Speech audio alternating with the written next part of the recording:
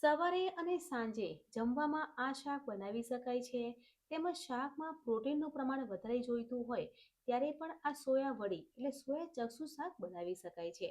આજે આપણે પંજાબી સ્ટાઇલમાં ગ્રેવીવાળું શાક બનાવીશું. શાક બનાવવા માટે પેનમાં 2 થી 3 ગ્લાસ પાણી લેવાનું છે. પાણી નવ શેકું થઈ જાય પછી અડધી ચમચી મીઠું ઉમેરવાનું છે અને પાણી ગરમ કરવા મૂકવાનું છે. ફ્રેન્ડ્સ, આજે આપણે સોયા વડીનું શાક બનાવીએ છીએ. ત્યારે મેં 1.5 કપ સોયા વડી લીધી છે. તો સોયા વડીને બોઇલ કરવાની છે. 4 થી 5 મિનિટ ધીમા તાપે સોયા વડીને બોઇલ કરીશું ને તો સોયા વડી ફૂલીને ડબલ થઈ જશે. એટલે ગેસની ફ્લેમ મીડિયમ રાખીશું અને 5 મિનિટ સુધી કૂક કરી લઈશું. 5 મિનિટ થઈ ગઈ છે. તમે જોઈ શકો છો કે સોયા વડી બોઇલ થઈ ગઈ છે અને ફૂલીને ડબલ થઈ ગઈ છે.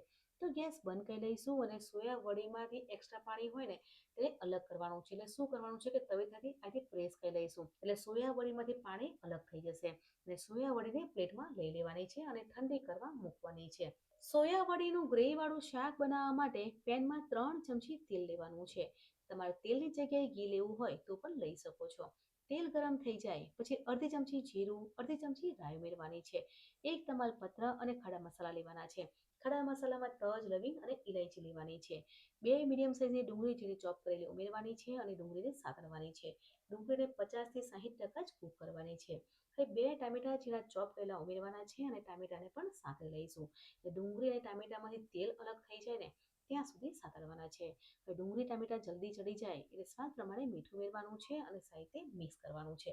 પછી આદુ, મરચાં અને લસણને ઝીણા ક્રશ કરીને ઉમેરવાના છે અને સાથે મિક્સ કરી લઈશું. અહીંયા સોયા વડી ઠંડી થઈ ગઈ છે અને સોયા વડીમાંથી એક્સ્ટ્રા પાણી પણ આપણે અલગ કરી લીધું છે. તો હવે આપણે 1 કપ દહીં ઉમેરવાનું છે અને રૂટીન મસાલા કરવાના છે.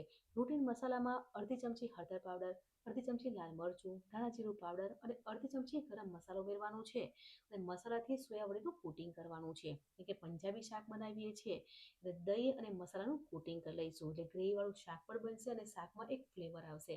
તો અમે દહીં અને મસાલાનું કોટિંગ કરી લીધું છે અને તમે જોઈ શકો છો કે ડુંગળી અને ટામેટા સરસ એવા ચડી ગયા છે અને તેલ પણ અલગ થઈ ગયું છે. તો એકવાર સાથે મિક્સ કરી લઈશું અને કોટિંગ કરેલી સોયા વડી છે તે પેનમાં ઉમેરી લઈશું અને સાથે મિક્સ કરી લઈશું.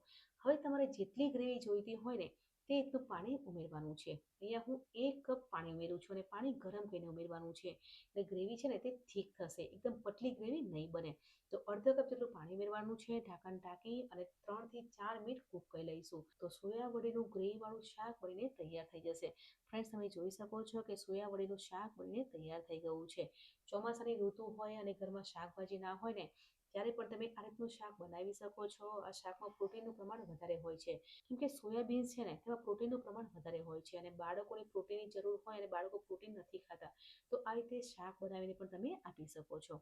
અહીંયા સોયા વડીનું શાક બનીને તૈયાર થઈ ગયું છે. તો ઉપરથી લીલા ધાણા ઉમેરવાના છે અને સાઈડથી મિક્સ કરી લઈશું. તો રેસ્ટોરન્ટમાં મળતું હોય ને તેવું પંજાબી ગ્રેવીવાળું સોયા વડીનું શાક બનીને તૈયાર થઈ ગયું છે. તો શાકને સર્વિંગ પ્લેટમાં સર્વ કરીશું. ફ્રેન્ડ્સ, આજે મેં સવારે જમવામાં શાક બનાવ્યું છે એટલે ફૂલ ડીશ બનાવી છે.